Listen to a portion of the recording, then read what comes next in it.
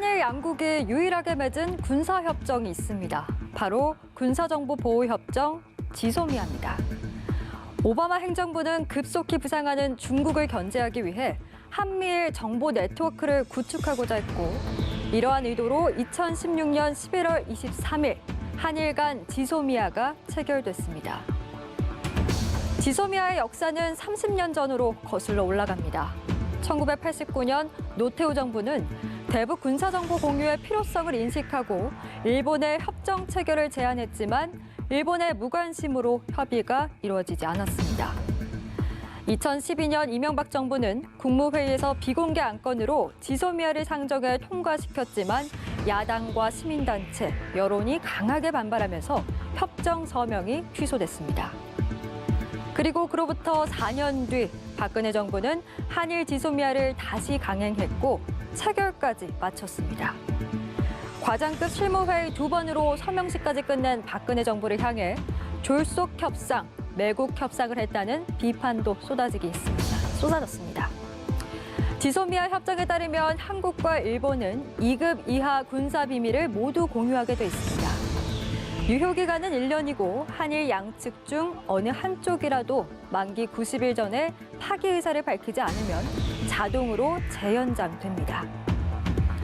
강제징용 배상 판결이 난 지 10개월 만인 지난 8월, 일본은 안보상의 관점에서 수출 관리를 적절하게 실시한다는 명목하에 우리나라를 화이트리스트에서 배제했습니다.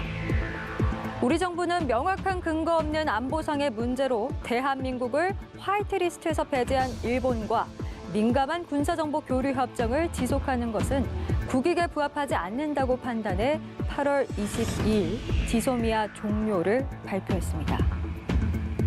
11월 23일 0시가 되면 지소미아는 체결된 지 만 3년 만에 종료됩니다. 우리 정부는 일본의 수출 규제 철회 등의 조처가 없으면 예정대로 협정을 종료한다는 원칙을 고수하고 있습니다. 1945년 광복 이후 처음으로 맺어진 한일 군사협정 지소미아. 시작은 졸속, 매국 협상이라 비판받았었는데요. 그 마지막은 어떻게 기록될까요?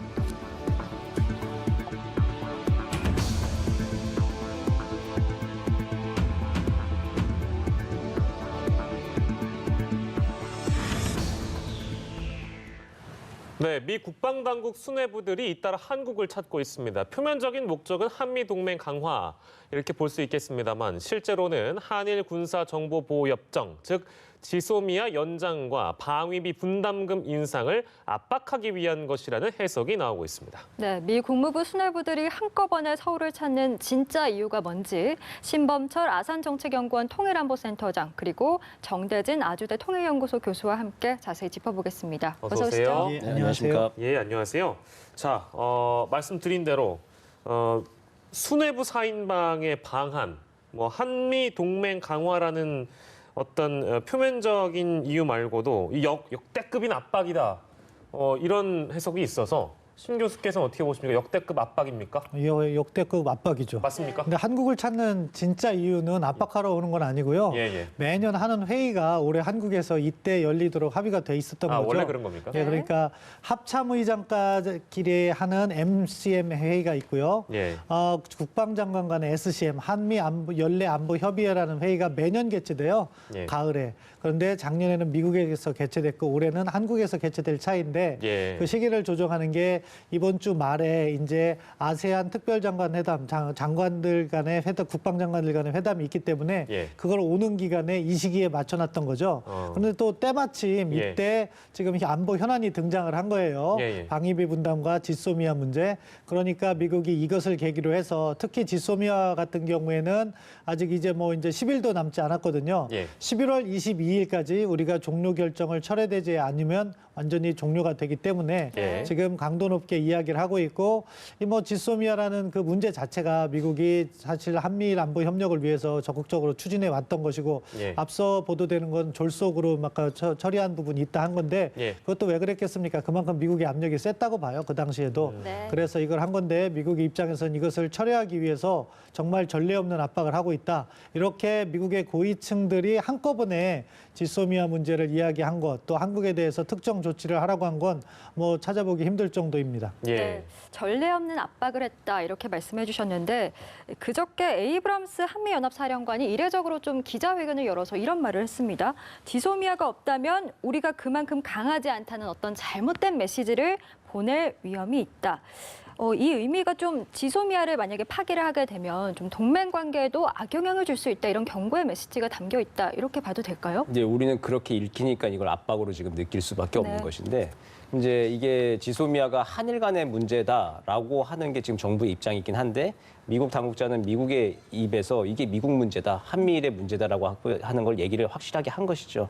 이게 뭐 한일 간의 협정이라고 해서 한일 간의 문제로 끝나는 게 아니라 미국이 개입되어 있고 처음부터 그리고 지금도 계속 진행 중인 문제로 한미일 3강 안보 협력의 핵심 축으로 미국을 인식하고 있다는 걸 확실히 또 보여준 것이고요. 네. 이제 이거를 깨지 말자라고 하는 거. 이게 한국이나 일본 쪽의 의견이 다 있었죠. 예. 그러니까 한일 간에 좀 다툼이 있더라도 이 문제를 유지하면 좋겠다. 미국이 그럼 중재를 좀 해달라고 하는 여러 루트의 이야기들이 많이 있었는데 미국이 사실은 조금 늦게 나선 것 같습니다. 좀 네. 본격적으로 몇 달 전부터 좀 많이 좀 여러 가지 카드를 좀 쓰고 한일 예. 간의 중재를 좀 열심히 했으면 좋았을 건데 지금 이제 종료 시점 다 돼 와서 지금 아마 벼락치기 초치기를 좀 하고 있는 것이죠. 그렇군요.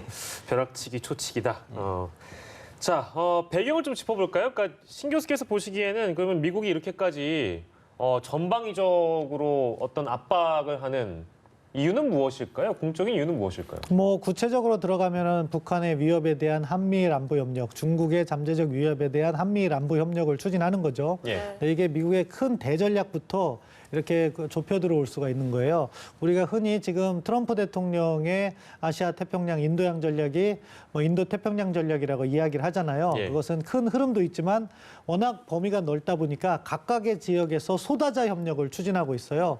동북아에서는 한미일 안보 협력, 예. 동남아나 서남아에서는 미국, 일본, 호주의 안보 협력 예. 이런 식으로 소다자 협력을 하는데 동북아 지역의 핵심 소다자 협력이 한미일 안보 협력이고 그렇게 군사 협력을 하기 위해서는 정보 유통이 자유로워야 되는데 네. 한국과 미국 간에는 정보보호협정이 돼 있고 예. 미국과 일본 간에는 그게 돼 있어요. 근데 예. 한일 간이 안 돼 있기 때문에 삼자 간에 원활한 정보 유통이 안 되는 거죠. 예. 그래서 사실은 이제 한국을 설득하고 압박해서 2016년에 이러한 협정을 맺었는데 예. 이게 이제 깨지게 되니까 미국의 입장에서는 자신들이 추구하고 있는 그러한 지역 전략에 예. 한국이 엇박자를 놓는 행동을 하고 있기 때문에 예. 한국을 압력을 넣는 모습을 보여주고 있는 거죠. 예. 이 부분은 뭐 우리 정부가 처음에는 한미 관계와 관련이 없다고 본 것은 잘못이라고 보고요. 예. 다만 이제 한일 관계를 풀어감에 있어서 어떻게 접근할 것인가 이 부분에 이제 근본적인 문제였다고 보는데 저 같은 개인적인 생각은 무엇이냐?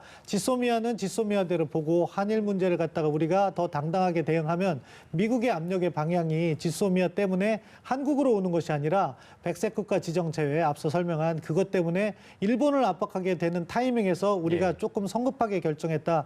개인적으로 저는 그렇게 봅니다. 그러니까 지적해 주신 것처럼 사실 지소미아의 파기 원인이 일본에게도 있는데 너무 미국이 우리나라만 압박하는 거 아니냐 이런 지적의 목소리도 있더라고요. 그래서 이걸 두고 이제 일본이 어떻게 미국을 좀 이용해서 지소미아를 철회하려는 거 아니냐 또 이런 합리적인 의심도 들 수 있는데 어떻게 보십니까? 또 일본 쪽에서는 역으로 이제 한국에 대해서 그런 합리적인 의심을 하는 거죠. 일본이 한국이 지소미아 카드를 가지고 수출 규제 시행령을 미국을 통해서 이제 철회하려고 하는 것이 아니냐라고 하는 게 아마 또 일본에서 가지고 있는 시각입니다. 의심이고요. 네. 거기서도 예. 지금 한일이 어쨌든 지소미아 수출 규제 시행령이라고 하는 카드를 가지고 미국으로부터 이제 중재를 좀 요구하는 그런 형국이 되고 있는데 예.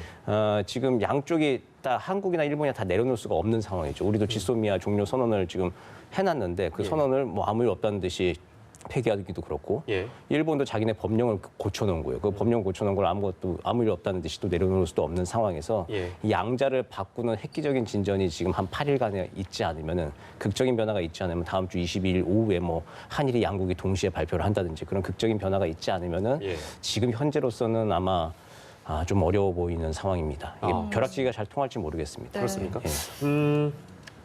제일 중요한 건 결국에 우리 정부가 어떤 선택을 하느냐 이 부분인데 글쎄요 지금 진짜 아까 계속 언급을 해주신 대로 너무 시간이 좀 촉박하다 보니까 선택을 내릴 시점이 뭐 이미 지나갔다라고 이제 보는 뭐 정치권의 시각입니다만 그렇게 해석하는 분들도 계신 것 같고 아니다 뭐 지금이라도 잘못된 선택을 좀 다시 돌려와야 된다라고 보시는 시각이 있는 것 같아요. 어떤 선택을 할까요, 신 교수님? 뭐 지금 우리 정부의 입장 방금 전에 보도에서 나온 것처럼 최연수 국방부 대변인도 일본이 백색 국가 지정 문제에 움직이지 않으면 지소미아도 우리 입장을 바꿀 수 없다. 이 이야기를 벌써 여러 차례 했어요. 대통령께서 예. 정의왕 실장께서 그렇기 때문에 우리가 일방적으로 지소미아 종료 결정 철회를 하진 않을 것 같아요. 예. 그럼 지소미아는 이번에 운명을 달리할 거라고 저는 예상합니다. 그러면 또 그렇다고 해서 뭐 우리가 안보 협력 안 하느냐? 예. 뭘 T사를 갖다가 보강하는 방식으로 해서 또 해 나가겠죠. 예. 다만 여기서 우리 정부가 알아야 될 게 있어요. 예. 이 지소미아 종료로 인해서 한미 간의 신뢰가 깨졌습니다. 네. 그러면은 이것이 무엇으로 영향이 받을 수 있는 것인가에 대한 준비가 필요하는데 예. 네. 북핵 공조라든가 그밖에 여러 가지에서 미국의 압력이 계속 강화될 거예요. 예. 그럼 나름대로 그 부분을 우리가 어떻게 돌파할 것인가를 준비해놓고 종료 결정을 최종 정해야 된다. 예. 근데 그런 부분이 아직 미흡한 거기 때문에 예. 지금 앞으로 한미 간의 갈등이 여진이 좀 남을 것 같고요. 예. 이 문제는 결국 뭐 한일 간의 근본적인 문제와 함께 다시 한번 풀려 나가야 되는데 예. 그런 부분의 노력도 동시에 강화해 나간다고 생각합니다. 같은 질문을 정대진 교수께 드리는 것도 맞는 것 같습니다. 어떻게 보세요? 우리 정부가 어떤 선택을 할 거라고 보십니까? 저도 비슷한데 지소미아는 원칙대로 아마 갈 것 같습니다. 원칙대로 가는 원칙대로 가는데 예. 이제 출구는 이제 급하게 계속 또 찾는 거는 한일 양국의 공동 과제입니다. 예, 예. 뭐 당국자들이 출구를 찾고 있을 건데 제가 개인적으로 생각하기에는 출구는 지금 이제 안보와 경제 문제가 지금 연계된 상태로 지금 문제가 논의되고 있잖아요. 예, 예. 수출 규제 문제도 역시 7월달에 일본이 제기한 게 북한과의 이제 교역 문제에서 신뢰할 수 없다, 안보 문제가 있다라고 해서 그걸 이제 경제 조치로 이제 조치를 내린 거 아니겠습니까? 그래서 네. 안보와 경제가 연계된 거고 우리도 또 역시 지소미아. 그럼 뭐 안보로 신뢰 못하면 우리도 지소미아 같이 못한다. 예. 그 대신 뭐 지소미아 그럼 다시 유예하고 싶으면은 수출 규제 시행령 철회하라. 예. 그러니까 안보와 경제가 지금 연계돼 있는 상황이죠. 예. 그러니까 안보와 경제 연계돼 있으면 문제가 잘 안 풀릴 때가 있죠. 이것도 안 풀리면 저것도 안 풀리니까. 예. 이럴 때는 지금 뭐 어떻게 지금 상황에서 일주일 안에 양쪽이 둘 다 카드를 내려놓는 획기적인 진전이 지금 예상되기 어려운 시점에서는 예. 원칙에 대한 다시 합의가 있어야 될 것 같아요. 안보와 경제 문제를 분리 병행해서 다시 대화를 시작해보자라고 예. 하는 거죠. 그래서 이제 뭐 6개월 정도 유예, 지소미아 연전 6개월 정도 유예 정도 하고 6개월 내에 일본 측도 수출 규제 시행령에 대해서 재검토 예. 한 6개월 정도의 시간을 주면서 두 대 안보 문제는 안보 문제대로 경제 문제는 경제 문제대로 다시 리셋해서 대화를 해보자라고 하는 원칙에 대한 합의가 일주일 상간에는 가능하지 않을까라는 생각도 해봅니다. 근데 뭐 다음 주에 뭐 강경화 장관도 미국도 한다 그러고 예. 여러 이제 루트로 물밑 접촉들이 있을 텐데 예. 뭐 그 전에 좀 획기적인 좀 진전이 있어서 22일 오후에 예. 한일 양국이 좀 좋은 장면을 보여줬으면 하는 건 개인적인 바람입니다. 네, 예. 알겠습니다. 그런데 또 일각에서는요, 이 미국의 어떤 전방위적인 이런 압박, 이것이 어떻게 보면 좀 동맹국인 한국에 대해서 좀 존중을 하지 않는 태도가 아니냐 이런 지적도 있더라고요. 어떻게 보세요? 저는 두 개를 나눠서 봐요. 지소미아 같은 경우에는 우리 정부가 잘못을 했다. 그리고 방위비 분담은 미국 정부가 지나친 압박을 하고 있다 이렇게 봐요. 지소미아 관련해서는 우리 정부의 선택이 조금 적절하지 않았다는 것은 우리 정부의 말 자체가 현실과 다른 데 기인 합니다. 뭐냐면은 한미 관계하고는 아무런 관련이 없다고 이야기를 했잖아요. 예. 그런데 이게 한미 관계하고 관련이 있어요. 그렇기 때문에 미국이 이야기를 하는 거고 그 전제가 잘못됐기 때문에 우리 정부의 판단이 약간 아쉽다고 이야기하는 거고요. 네. 예. 방위비 분담은 미국 정부에서 정말 지나치게 과도한 압박을 하고 있다고 봅니다. 왜냐하면은 이것이 결국 모든 협상이라는 것은 그 출발점에 신의 성실 원칙이라는 게 있어요. 그러면 상대방이 어느 정도 예측 가능한 범위 내에서 협상을 해야지 그게 새로운 파장을 가지고 오지 않는데 지금 미국이 갑자기 5배를 요구하는 것은 그러한 신의 성실의 원칙에 위배된다고 생각해요. 예. 그러면서 그것을 갖다 강조하면서 한국을 무리하게 압박하는 거는 결국 이 한미 동맹을 튼튼하게 유지하겠다는 의지가 미국에 있는가? 물론 그 배경에는 트럼프 대통령의 협상 전략이 있다고 봐요. 네. 트럼프 대통령 일단 사안을 최대한 부른 다음에 예. 양보하는 듯 하면서 적정 금액에 맞춰 나갈 것이다. 아마 이런 협상 전략을 구사하는 것 같은데 예. 그럼에도 불구하고 동맹국에 대한 예우는 아니라고 생각해요. 그래서 결국 저 출발점은 50억 달러가 아니라 한 20억 달러에서 출발해야 된다고 생각하고요. 예. 그 접점은 지금 지금 내고 있는 10억 달러에서 20억 달러 사이에서 접점을 찾는 것이 신의성실의 원칙에 부합한다고 보는데 지금 미국이 지나치게 과도한 금액을 부르면서 압박을 하는 듯한 모습을 보이니까 우리 국민 여론도 미국이 정말 동맹에 대해서 가치를 부여하고 있느냐, 동맹을 돈으로 치환해 가지고선 보는 것이 아니냐는 불만이 나올 수밖에 없는 상황이라고 봅니다. 예. 정 교수께서는 어떻게 보십니까? 그러니까 미국이 동맹국으로서 우리에 대한 어느 정도의 예의를 갖추지 못했다라는 지적인데요. 이게 몇 달 전부터 조금 나오는 문제 제기죠. 예. 이게 과연 미국이 우리에게 무엇인가라는 질문이 나올 수밖에 없는 게 러시아 군용기가 독도 영공 침범했을 때도 예. 좀 이렇게 뜨뜨미지근한 반응이 좀 나온 걸 보고 예. 조금 이게 좀 미국의 반응이 이래도 되는가라는 생각들을 많이 했었죠. 그리고 점점 더 가면서 트럼프 대통령이 동맹이 더 나쁠 때가 있다. 그리고 구체적으로 방위비 분담금 얘기, 아무리 협상이라고 하지만 이렇게 나오는 거에 대해서 우리로서는 사실 좀 기분이 좀 좋을 리가 없는 상황인 것이죠. 근데 이제 협상에 대해서 우리도 미국에 대해서도 많은 우리가 5년 단위로 하던 걸 1년 단위로 줄여주고 그리고 이제 8.2%씩 자동으로 또 올라가게 돼 있잖아요. 작년에 협상할 때 나온 게. 예. 가만히 있어도 협상이 타결 안 돼도 한 800억 정도 이상은 또 올라가게 돼 있어요. 예. 그렇게 계속 몇 점 맞춰지면은 결국 그게 2조 넘고 3조 넘고 하게 되거든요. 그래서 예. 이제 복리로 가는 것이기 때문에. 그럼에도 불구하고 이제 미국은 인상폭을 더 많이 준 것인데 예. 그 인상폭에 대해서 결국은 한미동맹이 이혼을 할 수는 있는 건 아니고 네. 적절한 출발점을 찾아야겠죠. 우리 신 박사님 말씀하신 것처럼. 근데 이제 50억 달러 얘기한 건 너무 이게 과한 숫자고 그렇게 되면 미국이 용병이 되어버리거든요. 네. 예. 그러면 안 되고 이제 동맹에 같이 맞춰서 1조 원대 정도에서 서로 이제 합리적인 수준을 맞추는 걸로 이제 협상이 좀 연말에 이루어져야 될 것 같습니다. 예, 알겠습니다. 자, 오늘 저희가 사실 말씀을 나눌 얘기가 좀 더 뒤에 있는데 앞에서 워낙에 이제 여러 연결들이 좀 들어와가지고요. 두 분께 좀 양해 말씀 좀 드리겠습니다.